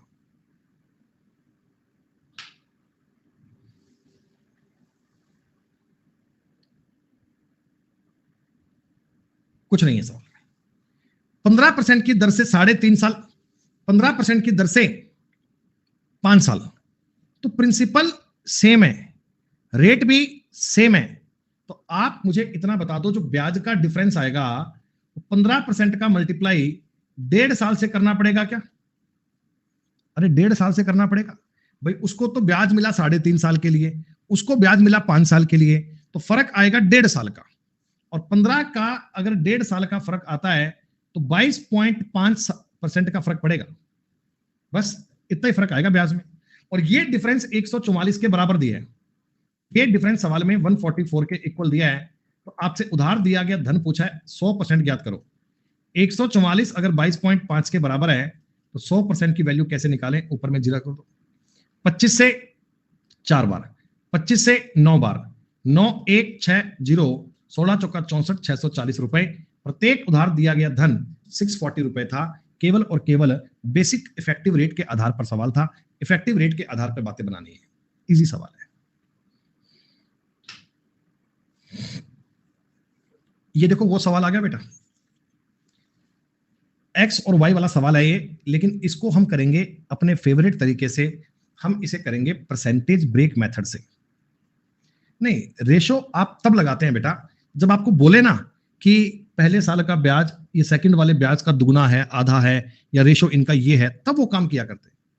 अब तो आपको सवाल में ये बोला कि 5,000 रुपए को 2 भागों में इस प्रकार बांटा कि 4% की दर से और दूसरे को 5% की दर से उधार दिया गया। 2 साल में इस पर इतना ब्याज मिला, तो आप 4 और 5 पर कितना कितना धन देंगे। देखो 2 तरीके हैं सवाल करने के, आप या तो सवाल कर दो एलिगेशन पे और या अपना सवाल कर दो परसेंटेज ब्रेक मेथड से। मैं आपको दोनों तरीके बताऊंगा, जो तुम्हें आसान लगे आप उस पर काम करना। पहले आप बात करो एलिगेशन की। जब 2 चीजों पे अलग अलग और मिलाकर बात की जाए तो एलिगेशन लगाते हैं। बेटा पहले वाले हिस्से पर तुमने रेट लगाई है 4% की, सेकंड वाले हिस्से पर तुमने रेट लगाई है 5% की। टोटल तुमने 5,000 रुपए लेंट आउट किए। टोटल तुमने 5,000 रुपए लेंट आउट किए। बेटा 5,000 रुपए पर 2 साल में 440 का ब्याज आया है। 1 साल में इतना आया होगा, मैं 1 साल की बात कर रहा हूं। रेट 1 साल पे होती है, रेट होती है एनुअल, तो हमने 1 साल की बात करनी है। सर 220 रुपए अगर 1 साल में आया, 5,000 रुपए पर आया टोटल, तो गुणा में 100 कर दें और परसेंट लगा दें। मैं ये देखना चाहता हूं कि मुझे नेट इफेक्टिव रेट क्या मिली। 2 जीरो कैंसिल, 1 जीरो कैंसिल। 22 में 5 का भाग दोगे, 4.4 की रेट मिली है। 4.4 की रेट मिली है एवरेज पैसे पे। इनका डिफरेंस लोगे 0.6, इनका डिफरेंस लोगे 0.4। सर प्रिंसिपल 3:2 में रहा होगा पक्का। प्रिंसिपल 3:2 में रहा होगा, यानी 5,000 रुपए को 3-2 में बांटोगे, उत्तर आ जाएगा 3,000 और 2,000, यानी कि ऑप्शन नंबर सी। एलिगेशन से सवाल इजी तो बन गया, लेकिन बेटा ये जो रेट 4.4 तुमने काउंट कर ली ना, हर सवाल में ऐसे एग्जैक्ट काउंट नहीं होती है। कई बार ये जो एवरेज रेट है ना, एवरेज रेट है, ये इतनी कॉम्प्लेक्स बन जाती है कि वो डेटा ही हमसे सॉल्व नहीं हो पाता, उसको करने में टाइम बहुत लग जाता है। तो इस प्रकार के सवाल को सॉल्व करने के लिए आपको जो सबसे गोल्डन तरीका है वो भी साथ में आना चाहिए बेटा, और वो तरीका है अपना परसेंटेज ब्रेक मेथड। ये क्या है सुनो, कुछ पैसा मैंने 4% की दर पर दिया और कुछ पैसा मैंने 4% प्लस 1% की दर पे दिया। ऐसा मैंने आपको परसेंटेज में सिखाया था।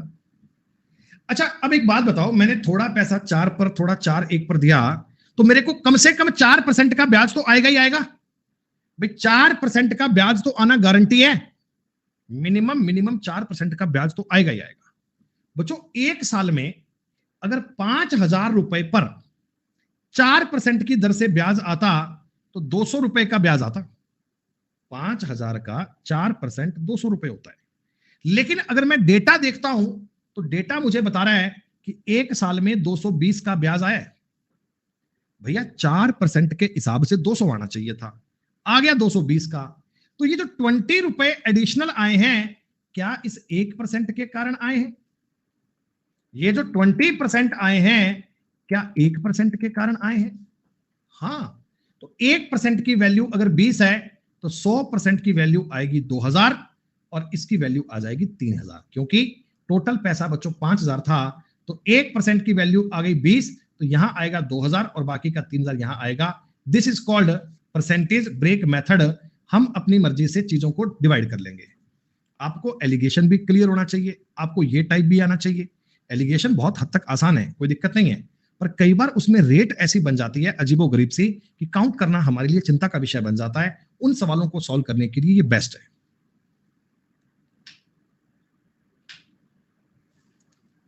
सुनो, अब की बार मैंने क्या करा दोस्तों, अब की बार मैंने एक बिजनेस करा, बिजनेस। सवाल की भाषा को समझना, बीच में उत्तर देने की जल्दबाजी मत करना, थोड़ा सुकून रखना।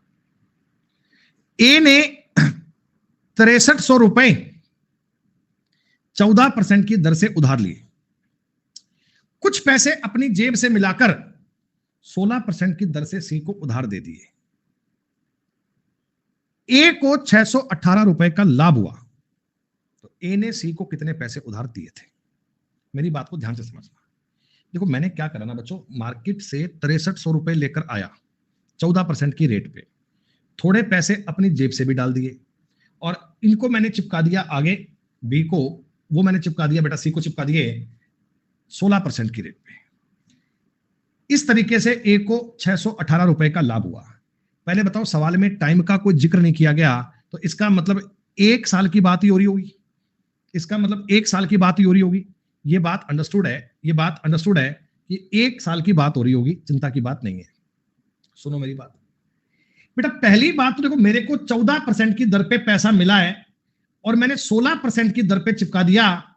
2% का तो सीधा सीधा नफा कमा लिया, 2% का तो मैंने साफ साफ पैसा कमा लिया। और इसी 6300 रुपए का अगर 2% ज्ञात करूंगा, 126 रुपए मिलेंगे, 126 रुपए लाभ हो गया। लेकिन सवाल कहता टोटल लाभ हुआ है 618 का, यानी बाकी का जो मेरे को पैसा मिला 492 रुपए, बाकी के जो 492 रुपए मिले वो मेरे पैसे का ब्याज ही तो है। मैंने जो पैसा अपनी जेब से दिया था, कुछ पैसा अपनी जेब से मिलाया था, उस पर जो ब्याज आएगा मेरा प्रॉफिट है वो 16% की वैल्यू 492, 1% की वैल्यू कितनी आएगी 492 बटे 16, 100% ये बच्चों वो पैसा आएगा, ये बच्चों वो पैसा आएगा जो मैंने अपनी जेब से मिलाया था, ये वो पैसा आएगा जो मैंने अपनी जेब से मिलाया था। आपने कहा 4 से काटेंगे 4, 4 से काटेंगे 1 2 123, 4 से कटेगा 25 बार, या आप 4 से भाग करेंगे तो आसान रहेगा मेरे हिसाब से। 4 तिया 12, 3 0, 4 7 28 और 330.75, कुल मिलाकर मैंने अपनी जेब से 3075 रुपए मिलाए थे। अगर एग्जामिनर ये पूछता कि बताओ ए ने अपनी जेब से कितने रुपए मिलाए थे, तो मैं कहूंगा अपनी जेब से 3075 रुपए मिलाए थे। लेकिन डिमांड ये की गई कि बताओ ए ने सी को कितना पैसा उधार दिया था। बच्चों 6300 रुपए तो वो दिए थे, 3075 रुपए अपनी जेब से मिलाकर दिए थे, तो 9075 रुपए टोटल दिए थे। ये टोटल माफ कीजिएगा 9375, 93 9375 रुपए उधार दिए थे। आपको सवाल की लैंग्वेज में ये दिया गया कि ए ने सी को टोटल कितना पैसा लेंट आउट किया था, तो टोटल इसने दिए थे 9375। आई बात समझ में तुम्हें? अरे मिसलेनियस बैच क्या होता है भैया, प्रैक्टिस बैच करो यार, प्रैक्टिस बैच करो, क्या दिक्कत आ रही है? चीजों की प्रैक्टिस करो अधिक से अधिक। अरे सोनू भैया कोई मजाक थोड़ी चल रहा है यार, 5 से 7 का बैच है, 6:21 पे ज्वाइन करता है और 6:25 तक 10 बार कह दिया कि मेरे को रेज एंड करो, रेज एंड करो, रेज एंड करो।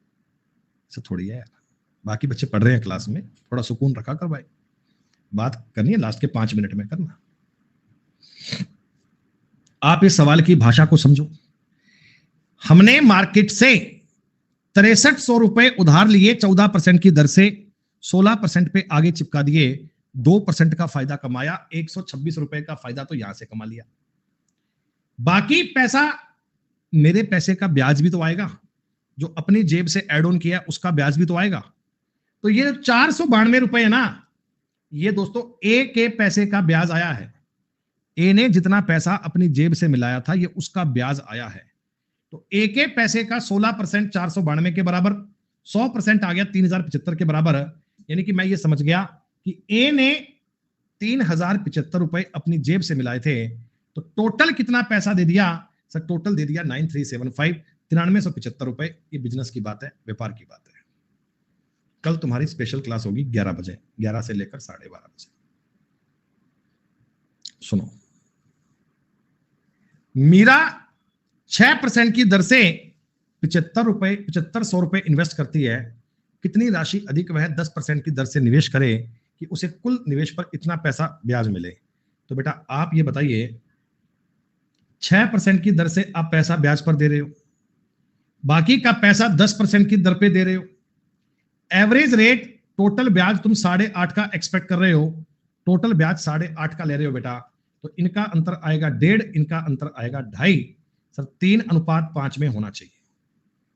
3 की वैल्यू अगर 7500 रुपए है तो 5 की वैल्यू ज्ञात करनी है, 12,500 यानी 12,500 रुपए इसको निवेश करने चाहिए। साफ सुथरा मामला है बच्चों। एलिगेशन, एलिगेशन आपके एवरेज में काम आया, एलिगेशन अपने आप में टॉपिक है, एलिगेशन आपका परसेंटेज में काम आया, एलिगेशन तुम्हारा ब्याज में काम आ रहा है। तो इसका मतलब एलिगेशन एक टॉपिक नहीं है, ये कॉन्सेप्ट है बच्चों, ये पूरी मैथ्स में काम आता है, इसका यूज बहुत है।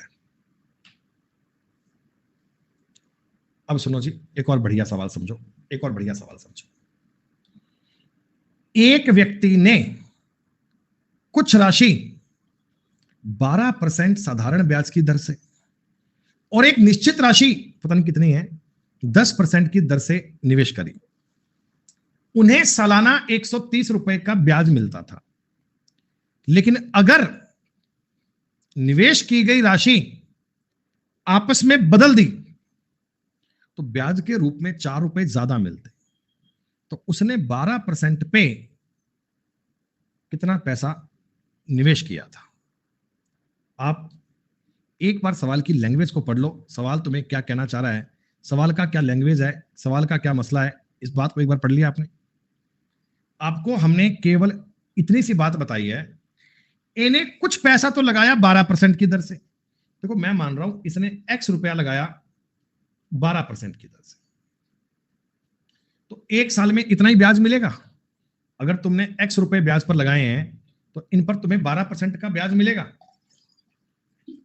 और बच्चों वही मैं कह रहा हूं, कुछ और पैसा y रुपया तुमने 10% की दर पर लगाया तो टोटल मिलाकर एक साल में 134 रुपए ब्याज मिल गया। सॉरी 130 रुपए का ब्याज मिल गया क्या? 130 का ब्याज मिल गया क्या?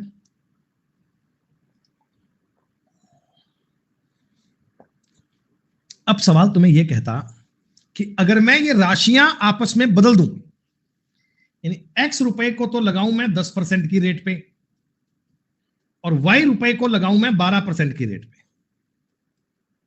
तो मेरे को 4 रुपए ब्याज ज्यादा मिलेगा। यानी अब मेरे को ब्याज में 134 रुपए मिलेंगे। केवल इतनी लाइन बता दो, लाइन समझ में आई क्या?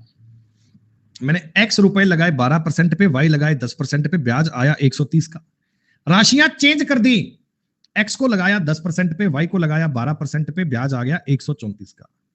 देखो बच्चों, इसका जो बेसिक तरीका बनता है, अपन स्कूलिंग में पढ़कर आए हैं, वो आता है जी इक्वेशन को इक्वल करने वाला। एक एलिमेंट कट जाएगा, दूसरी बात को चेक कर पाएंगे। कैसे करते हैं तरीका ये, आ जाओ थोड़ा इसके बारे में बात कर लेते हैं पहले, कहीं तुम्हारा बेसिक मामला है ये दिमाग से रह नहीं जाए। तो इस बात को भी एक बार समझ लो बेटा। मेरे को सवाल में ये पूछा गया है कि 12% पर कितना निवेश किया था। बेटा 12% पे तो ये किया था, मतलब मेरे को x चाहिए, मतलब मैं x को ज्ञात करना चाह रहा हूं, मैं x को ज्ञात करना चाह रहा हूं, तो कैसे भी करके y कट हो जाए तो बात बन जाए। अगर y कट जाए तो बात बन जाए, तो आपने कहा जी इसका गुणा अपन 6 से कर देंगे, इसका गुणा 5 से कर देंगे। देखो अब क्या बन जाएगा, ये बन जाएगा x का 72% प्लस बन जाएगा y का 60%, 13 छिका 78, 780।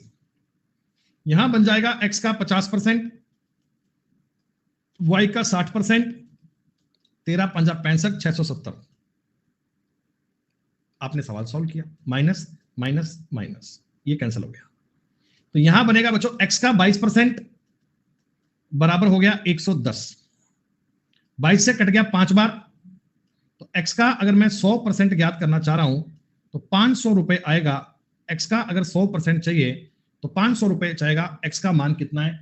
x आना चाहिए जी 500, 500 आपके सवाल का उत्तर बन गया। क्या बता दो जी, ये बेसिक वाली बात समझ में आई?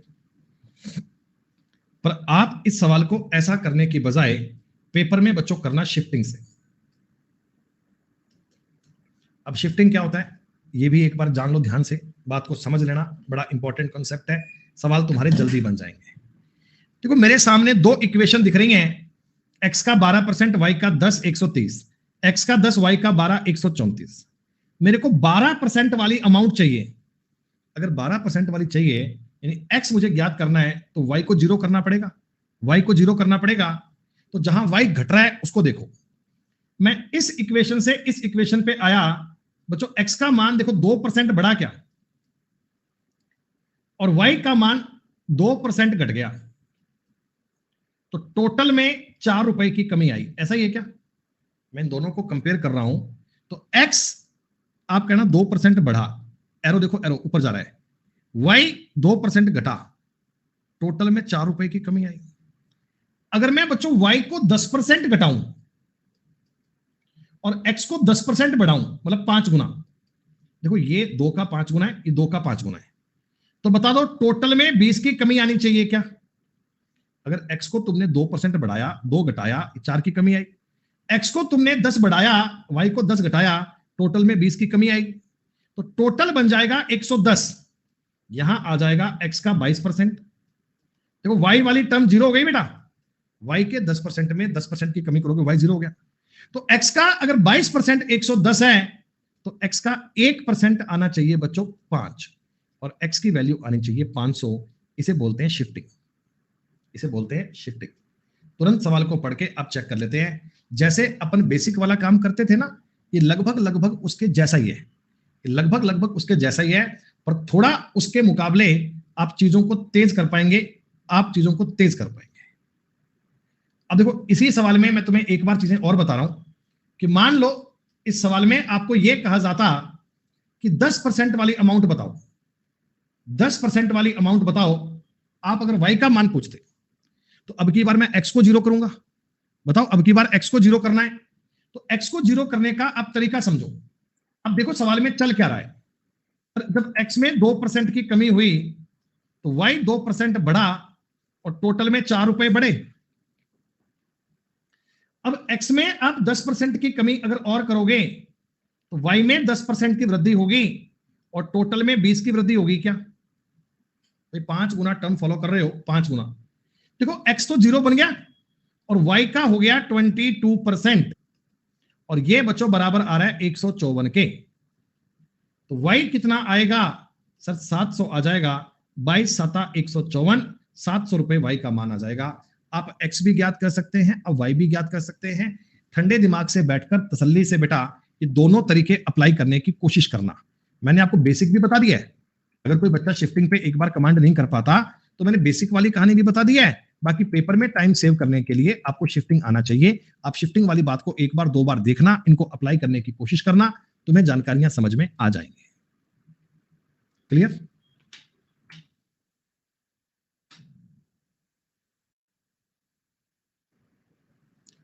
क्या साफ सुथरा कंसेप्ट आपको दिख रहा है? एलिगेशन का कुछ पैसा मैंने 10% की दर पे लगाया, बाकी का मैंने 20 पे लगाया, टोटल मिलाकर 14% का ब्याज मिल गया। सर 6:4 में आएगा, 3:2 में आएगा। सर 12,000 अगर 3 की वैल्यू है, तो मैंने टोटल कितना पैसा निवेश किया था? सर टोटल तो मैंने 20,000 रुपया इन्वेस्ट किया होगा। आपके सवाल का उत्तर बनेगा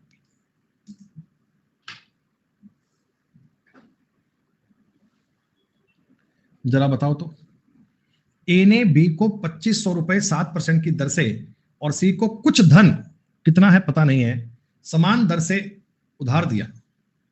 4 वर्ष बाद ए को बी और सी से कुल पैसा 1120 रुपए प्राप्त हुआ, तो कितना धन उधार दिया था? अच्छा जरा कॉमन सेंस की बात बताना बेटा, सिंपल इजी तरीके में सवाल समझो। आपने अपने दोस्त को 2500 रुपए दिए 7% की दर से, तो 4 सालों में बच्चों 28% का ब्याज आ जाएगा क्या? और 2500 रुपए पर अगर आप 2500 रुपए पर अगर आप 28% की दर कैलकुलेट करोगे, तो आपको पता है ये 700 रुपए का ब्याज आएगा। सर 700 का ब्याज तो उसको बी से मिला है, 700 का ब्याज तो बी से मिला है, बाकी का 420 रुपए ब्याज सी से मिला होगा, सी से मिला होगा। और ये 28% की वैल्यू ही तो है, इसको भी तो आपने 28% की दर से दिया होगा। तो आप ये कह सकते हो सर जी 100% की वैल्यू क्या बनेगी? 420 बटे 28 गुना में 100। 14 तिया 42, 14 दूनी 28, 2 से 15, 1500 रुपए। या बच्चों देखो इसको इस तरह भी आप कर सकते हैं, कोई दिक्कत नहीं है। एक तरीका और देख लो, उससे भी कर लेना, उसमें भी कोई दिक्कत नहीं है। वो क्या है, मैंने कुछ पैसा इसको दिया, कुछ इसको दिया, देखो दोनों की रेट सेम है, दोनों का टाइम भी सेम है, तो टोटल ब्याज मेरे को मेरे पैसे का 28% मिलेगा। 1120 रुपए मिल रहा है। ये 28% किसका, मेरे टोटल इन्वेस्टमेंट का। कुछ पैसे ए को दिए, कुछ बी को दिए, टोटल मेरे को 1120 रुपए मिले हैं। तो आप कहना जी ये पूरा पूरा 4 बार कट रहा है सर जी, 100% की वैल्यू आएगी 4000। ए ने जो टोटल पैसा अपना इन्वेस्ट करा है मार्केट में वो 4000 रुपए करा है। इनमें से 2500 रुपए तो एक बी को दिए हैं और 1500 रुपए सी को दिए होंगे। आप चाहे तो ऐसे कर लो, एक ही बात है। दोनों प्रकार के मेथड आपके लिए इजी है।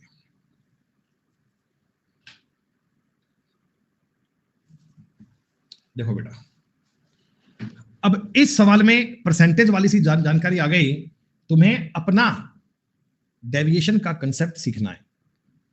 पहली बात तो बच्चों, मैं अपना प्रिंसिपल कुछ मानूं तो आप लोग मुझे बता दीजिए एक बार, मैं अपना प्रिंसिपल, अपना मूलधन क्या मानूं? 108 क्यों मानते हो? केवल 36 नहीं मान सकते क्या? केवल 36 नहीं मान सकते? 12 और 9 का एलसीएम 36 बनता है।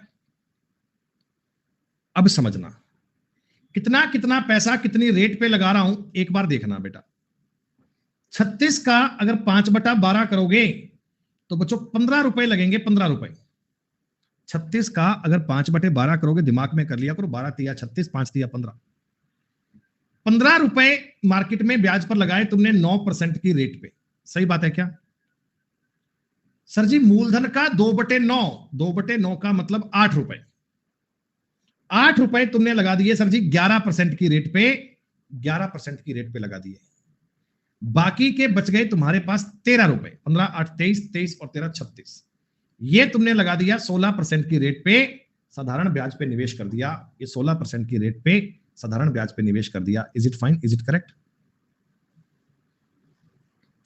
अच्छा, यहां से तुम ये कैलकुलेट कर सकते हो कि आपको इफेक्टिव रेट क्या मिली।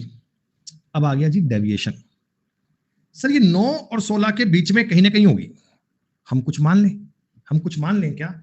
हम देखो, आपने कहा देखो मानने की बात है तो 10 मान लो, 11 मान लो। 11 मानने से क्या फर्क पड़ेगा? सर 11 मानने से ना मेरे को इसका डेविएशन नहीं करना पड़ेगा। 9 और 16 के बीच माननी थी, मैंने 11 मान लिया, कोई दिक्कत थोड़ी है तुम्हें। अब जरा समझो, सर ये 11 में से 2 कम है, 15 12 माइनस का 30 हो गया, इसका डेविएशन 0 आ गया। सर ये 11 से 5 ज्यादा है, 13 बार प्लस का 65 और डिवाइड बाई 36। क्या इतना आना चाहिए क्या? क्या इतना पैसा आना चाहिए क्या? जरा बता दो। आप जरा कॉमन सेंस लगाना, ऊपर बनेगा 35/36, यानी हमें जो इफेक्टिव रेट मिल रही है बच्चों, हमें जो इफेक्टिव रेट मिल रही है वो इतने परसेंट की मिलनी चाहिए, और इतने परसेंट की वैल्यू ही 38,790 है। इतने परसेंट की वैल्यू ही 38,790 है। तो हमें 100% ज्ञात करना है, कर लेंगे। लेकिन एक चिंता हो गई सर जी, कैलकुलेशन वो कैसे करें, काटें कैसे? काटना नहीं है, इसके लिए जो आपको तरीका सीखना है बेटा, उसका नाम होता है एरिया ऑफ आंसर। 11.9 क्यों बेटा? आपको आइडिया नहीं पड़ रहा कि 35/36 का मान लगभग लगभग 1 आएगा, और 1 जोड़ोगे करीब करीब आपकी जो रेट है वो 12% की लग रही है, करीब करीब, थोड़ा सा कम, थोड़ा सा कम, करीब करीब आपकी रेट 12% की लग रही है क्या?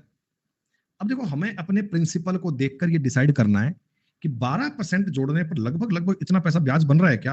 वो हम देख लेते हैं, देख लेते हैं बेटा।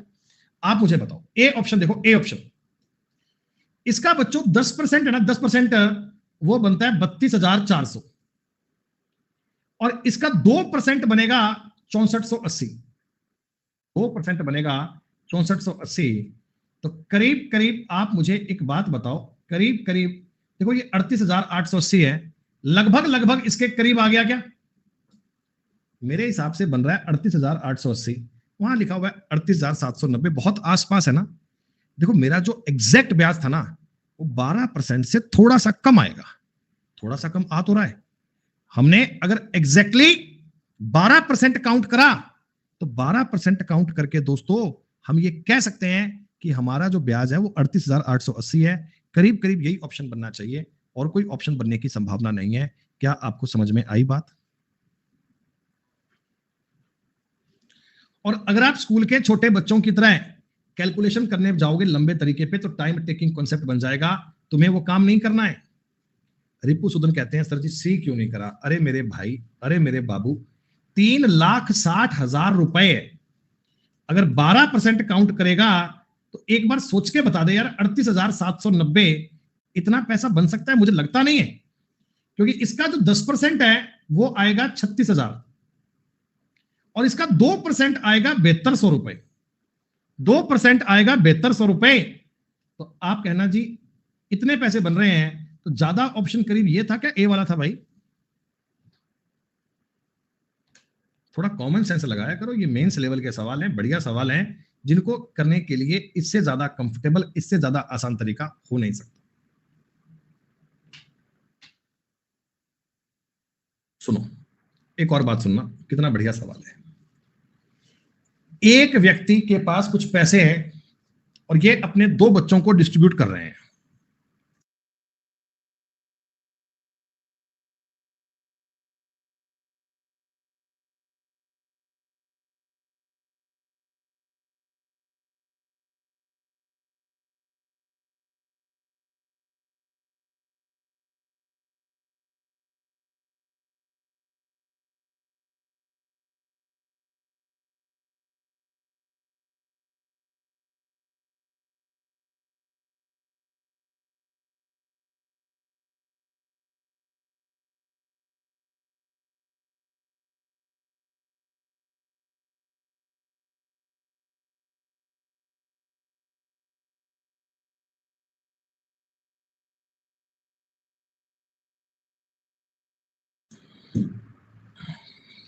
सुनो, देखो, एक बालक है, एक बच्चा है, उसकी एज, एक व्यक्ति के 2 बच्चे हैं जिनकी एज है 9 साल और 13 साल, कि बैंक खातों में 21,750 रुपए की धनराशि इस प्रकार निवेशित करता है कि 21 साल का होने पर दोनों को बराबर राशि मिले। तो दोनों लोगों को इक्वल इक्वल पैसा मिल जाए। इक्वल पैसा मिलने का मतलब जो ब्याज इक्वल है या अमाउंट इक्वल है? जल्दी बताओ सारे बच्चे। अमाउंट इक्वल है। ये बच्चा जब 21 साल का हो तो दोनों के इन हैंड पैसा जो आए वो इक्वल इक्वल आ जाए। कुछ इस प्रकार का काम कर दीजिए। आप मुझे बताओ, ये जो बंदा बेटा 9 साल वाला है, इसको तो 12 साल तक ब्याज मिलेगा। देखो, मैं 2 बच्चे मान लेता हूं। एक बच्चा ये है जिसकी एज है 9 साल और एक इसका बड़ा भाई है, ये बेचारा परेशान हो रहा है ऐसे ही, ये है 13 साल का। ठीक है। अच्छा, मान लो इसको इन्होंने x रुपए ब्याज पर डाले, इसको दिए बैंक में और इसको दिए y रुपए। एक को दे दिए x रुपए, एक को दे दिए y रुपए। टोटल कितने में से? 21,750 में से, 21,750 में से। ठीक। आप मुझे बताना, जो ये 9 साल वाला बच्चा है, इसको 12 साल तक ब्याज मिलेगा? इसको 12 साल तक ब्याज मिलेगा। किस रेट पर मिलेगा? इफेक्टिव रेट क्या हो जाएगी बेटा? 4.5 पे मिलेगा। तो आप कहना सर जी इसको अपने प्रिंसिपल पे 54% का ब्याज मिल जाएगा, इसको अपने प्रिंसिपल पे 54% का ब्याज मिल जाएगा, 54% का ब्याज मिल जाएगा। तो इसका जो अमाउंट है, इसका जो अमाउंट है वो 154% हो गया क्या? जितना भी पैसा इसको मिल रहा था, जितना पैसा निवेश किया था, 54% का ब्याज आ गया, तो 154% हो गया। हो गया। ये बराबर है किसके? y। y को बच्चों केवल 8 साल तक ब्याज मिलेगा। y को केवल 8 साल तक ब्याज मिलेगा और 4.5 की रेट पे अगर 8 साल तक ब्याज मिलता है तो 36% का ब्याज मिलता है। ये अपने पैसे के 136% पर आ गया। y जितनी भी अमाउंट थी उसका 136% और x जितनी भी अमाउंट थी उसका 154% बराबर है क्या बराबर? जी। अगर ये दोनों बातें बराबर हैं, परसेंटेज से परसेंटेज काट सकते हैं। ठीक। 2 से काटेंगे 77 बार कटेगा, 2 से काटेंगे 68 बार कटेगा। x और y 68:77 में है। अरे वो टाइम पास कर रहा है, उसको छोड़ो, तुम सवाल समझने पर ध्यान दो। उसने 6:50 पर क्लास ज्वाइन करी है। अभी मैंने देख लिया चैट बॉक्स में, जैसे ही उसने कहा ना डिडंट अंडरस्टैंड, मैं तुरंत ऊपर गया चैट बॉक्स में, 1 मिनट पहले क्लास ज्वाइन करी है बेटा, और लगातार कह रहा है डिडंट अंडरस्टैंड। वो टाइम पास है बच्चे, आप ध्यान मत दो, क्लास का कीमती समय ऐसे वेस्ट मत करो, इधर समझो। एक्स और वाई का जो मामला है वो 68 और 70 में आना चाहिए। टोटल पैसा इन्वेस्ट किया है 21,750। ये टोटल पैसे की वैल्यू आएगी तो आप कहना सर ये 145 की वैल्यू बनेगी। छोटे बच्चे का भाग कितना है? छोटे बच्चे का भाग तो आएगा 68 रुपए। छोटे बच्चे का भाग तो आएगा 68 रुपए। सर जी हम ये देख सकते हैं 17 का मल्टीपल उत्तर बनेगा। 68 में 17 दिख रहा है, 17 का मल्टीपल बनेगा, तो ये उत्तर तो संभव नहीं है। 17, देखो बाकी के ऑप्शन चेक करने पड़ेंगे, ये तो मुझे दिख रहा है 17 छिका 102, पर बाकी के चेक तो करने पड़ेंगे ना बेटा। क्या पता दो ऑप्शन 17 के मल्टीपल होते तो क्या करते, फिर आप चेक तो करना पड़ेगा तुम्हें। 17 छिका 102, 135 नहीं कट रहा। 17 छिका 102, 127, 119, देखो ये ऑप्शन भी कट रहा है, और लास्ट में एक जीरो का भी आइडिया पड़ रहा है, तो आपको बातें देखनी पड़ेंगी बेटा, आप तुक्के मार के उत्तर ज्ञात नहीं कर सकते। देखो 5 से काटोगे 29, 5 से काटोगे 5 चौका 20, 1 7, 5 तिया 15, 5 5 25, ऐसा 29 से कटेगा, 29 एकम 29 आ गया, 14 5 145। सर लास्ट में जीरो आनी मैंडेटरी है, आपके सवाल का उत्तर बनेगा ए के अलावा कोई और नहीं बन सकता। ए इस सवाल का उत्तर बनेगा। क्या ऐसे कैलकुलेशन वेरीफाई करनी है? तुरंत मत कहना 17 छिका 102 हो गया काम खत्म, नहीं, डी भी 17 का मल्टीपल था, लेकिन आपको एक जीरो से आइडिया मिला कि जो भी उत्तर बनेगा उसके लास्ट में जीरो आनी मैंडेटरी है, तो ऐसा तो केवल ए ऑप्शन में आ रहा है, खत्म बात है। 60 नंबर तक की बात क्लियर है?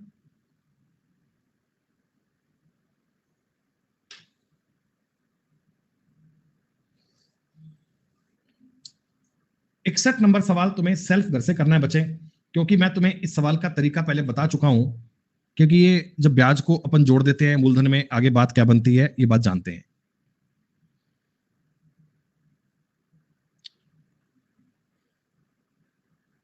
बेटा ये कुछ क्वेश्चन एलिगेशन के हैं, ये सवाल परसेंटेज ब्रेक मेथड से भी हो जाएगा, सिंपल तरीके से भी हो जाएगा, ठीक है कोई बात नहीं। एक काम करो, आप आज 60 नंबर तक के सवाल ट्राई कर लो, पीडीएफ आपको मिल गई है बेटा, 80 क्वेश्चंस इसमें सारे हैं, बाकी के जो 20 सवाल रह गए उनकी आप कोशिश कर लीजिएगा, है ना, उनकी आप कोशिश कर लेना। अगर तुमसे सॉल्व हो जाए तो बहुत बढ़िया बात है, अगर बाय चांस वो नहीं हो पाए तो चिंता मत करना बेटा, हम आपकी सहायता के लिए हमेशा उपलब्ध है। जो भी कोई डाउट आएगा उनको हल करवाएंगे। और ऐसा ना बेतुका काम मत करा करो कि क्लास चलिए 5 से 7 बजे तक, आप 6:50 पे आएंगे और आते ही बोलेंगे didn't understand, didn't understand, didn't understand, didn't understand, didn't understand. ऐसे बेतुके काम मत करो, क्लास का एक एक मिनट कीमती होता है, कीमती समय को ऐसे वेस्ट करना अच्छी बात नहीं है, ठीक। चलो, तो आज आपने जो 30 सवाल करे बच्चों, बहुत ही बेहतरीन लेवल के, उम्दा लेवल के सवाल करे हैं। इस शीट में आपके कुछ डाउट भी आएंगे, ऐसा नहीं है कि सारे सवाल हो जाएंगे, संभव नहीं है, जितने हो जाए उतने कर लेना, बाकी छोड़ देना, बाकी अपन कल बात कर लेंगे। आशा करता हूं सेशन आपके लिए बेनिफिशियल रहा होगा, चीजें आपने पढ़ी आपके फायदेमंद रही होंगी बच्चों। धन्यवाद, जय हिंद, जय भारत। नहीं, 1 मिनट रुको, एक दो बच्चों ने ना एक दो पहले डाउट भेजे थे लास्ट स्टार्टिंग में ही कि सर ये सवाल नहीं बन पाते, ये भी आप एक बार देख लो ताकि कल मैं फिर आगे की बात बताऊं। अच्छा ये सवाल, ये तो मुझे लग रहा है कि अपन ने एग्जैक्टली क्लास में करा है बच्चों, क्या ये तो एग्जैक्टली ऐसा सवाल आपको लगता है कि हमने क्लास में करा होगा पक्का ही? ऐसा संभव नहीं है।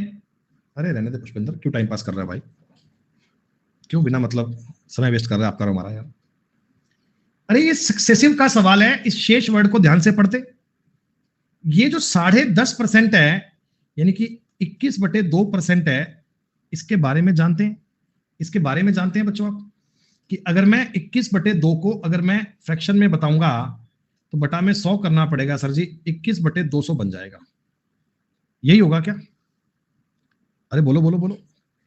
एक आदमी का जितना भी वेतन था, मान लो इसका x रुपए वेतन था बेटा, इसने इसका 21/200 अगर खर्च कर दिया तो आप बताओ इसमें से बचेगा कितना? 179/200 बचेगा।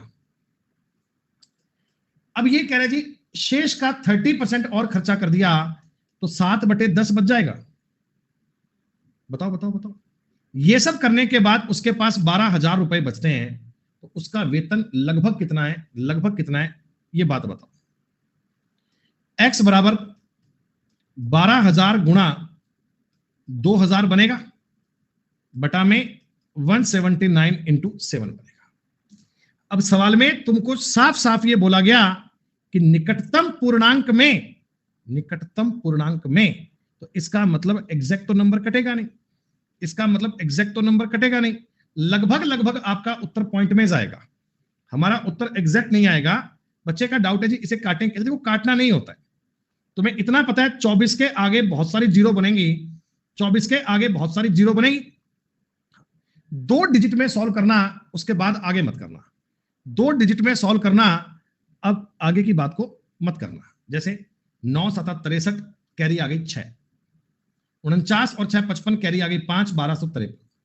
पहला डिजिट एक बार कटेगा बेटा, पहला डिजिट बताओ एक बार कटेगा क्या, लगभग लगभग आपको आइडिया मानना है कि पहला डिजिट कटेगा, एक 2 बार कटेगा, एक बार, जब एक बार काटोगे करीब करीब 1200 1100 8 9 बार भाग जाएगा, 19 पॉइंट समथिंग, 19 वाला उत्तर बनेगा। इस सवाल का उत्तर बी ही बनेगा बच्चे, और तो कुछ बनने का चांस नहीं है, और तो बनने की संभावना भी नहीं है।